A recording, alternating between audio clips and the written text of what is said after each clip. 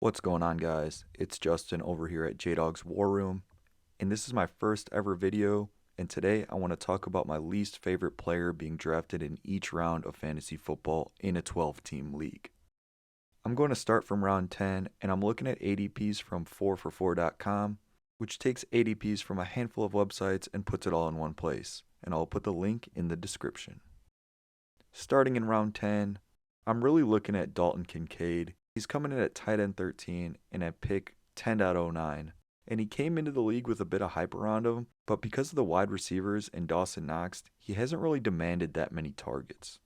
Especially when Josh Allen is running in so many touchdowns, Kincaid needs those catches. I dislike this pick even more knowing I could get Colston Loveland 2 picks earlier.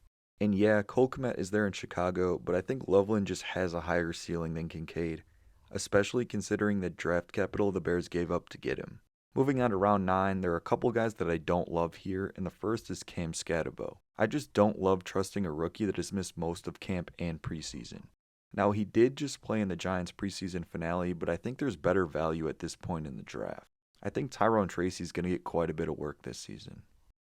The other guy I'm not a huge fan of in this range is Justin Fields, but I can't deny his rushing upside. I definitely dislike Scatabo here more than Fields though, and I don't hate him as a player, and he's really fun to watch actually, but I'm just passing at this ADP. Looking into the 8th round, Joe Mixon is a dude that I'm fading at almost any ADP, especially here in the 8th where I can grab a tight end like Evan Ingram, David Njoku, or Tyler Warren, or a QB with rushing upside like Kyler, or a high upside wide receiver like Matthew Golden. Joe Mixon is dealing with an injury and I don't trust it one bit. I genuinely think there's a possibility that he plays less than 8 games. I'm staying away from Joe Mixon at all costs. Jumping ahead to round 7, we got another running back, and that's Caleb Johnson. As the preseason has went on, it looks more and more like Jaylen Warren is going to be the lead back for the Steelers.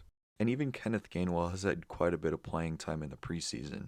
I don't think Caleb Johnson brings anything outstanding in year 1 that forces the Steelers to put him on the field. You also run the risk of Aaron Rodgers preferring a veteran over the rookie. And Jaylen Warren is actually going in this round 2, and later than Caleb, and I would rather have Warren here. I'd be pretty surprised if Caleb Johnson outscores Warren by a significant amount at the end of the season.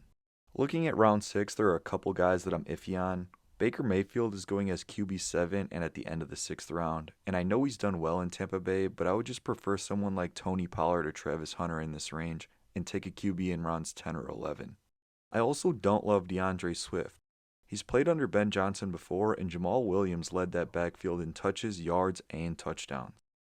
Now, I love Jamal Williams, but this could be an indicator of what life under Ben Johnson looks like for DeAndre Swift. I also want to bring up RJ Harvey.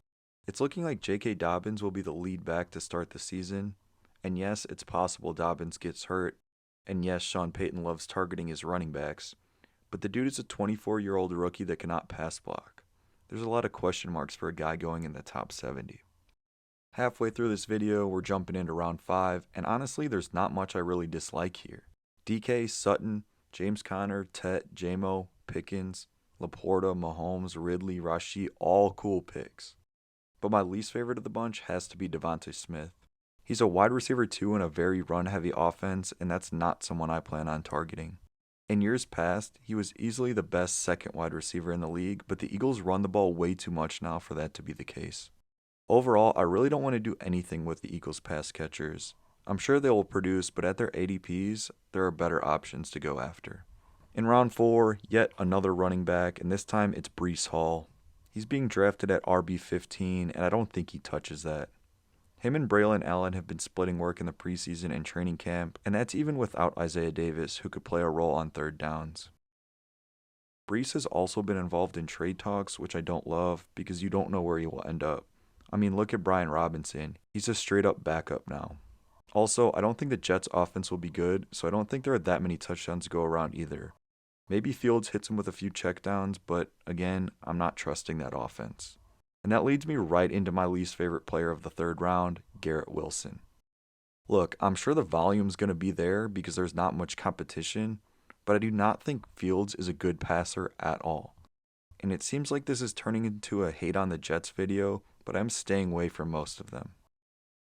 Moving on to round 2, There are not very many bad picks, but I'm going to go with A.J. Brown. Pretty much went over this, but between his nagging injury and the Eagles' run first approach, I'm going to pass on A.J. Brown. I'm really only passing on A.J. Brown because of his ADP and that there are other guys I would rather target in this range. I really like the running backs at the end of the second round and even Ladd McConkey. And in the first round, my least favorite pick has got to be Christian McCaffrey. I guess the theme of this video is avoid bad offenses and injuries. Now, if Christian McCaffrey is healthy, he can be a great pick and has overall RB1 upside, but again, I don't love dealing with injuries. If you can grab CMC in the second, I think you race to that draft button, but he's being taken at the 7th overall spot and the RB4. I'd probably prefer Amon-Ra or Malik Neighbors, assuming he's healthy, at that spot. That's all for this video. Let me know what you guys think about this list and who you are avoiding in your drafts.